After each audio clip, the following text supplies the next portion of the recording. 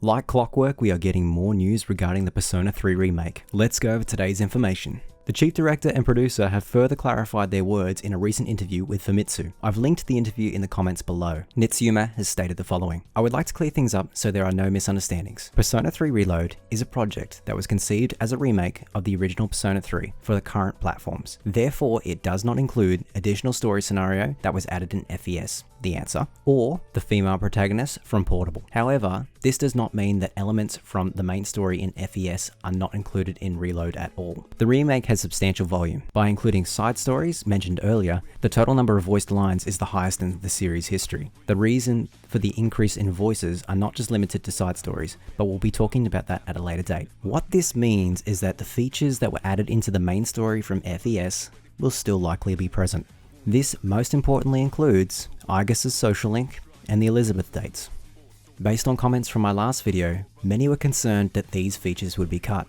So it seems the concern was heard all across the internet for the developers to come out and clarify this. Yamaguchi exclaims in the interview, "The character side stories which we added are different from social links, but will allow you to deepen your relationship with certain characters." In my opinion, this actually sounds like this could be Atlus's way of including events which surround the male party members, which traditionally don't have much interaction in the male route.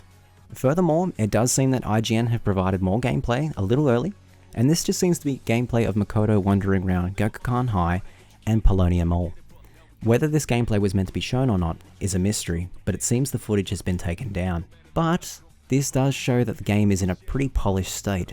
Another point that came up in my previous video was if the original Japanese cast is returning to reprise their roles in the light of a new cast for the English dub. Using behind the voice actors as my reference, it does seem that Makoto, Yukari, and Junpei's original voice cast will all be reprising their roles. This would lead me to believe that the original Japanese cast will reprise their roles, but we should receive further confirmation as the new character renders are released. Lastly, I'd like to take the time to say thank you for all the engagement and comments on my last video. If you'd like to see more content covering Persona, consider subscribing. It was Dwayne here from DewyHQ. I'll see you in the next video.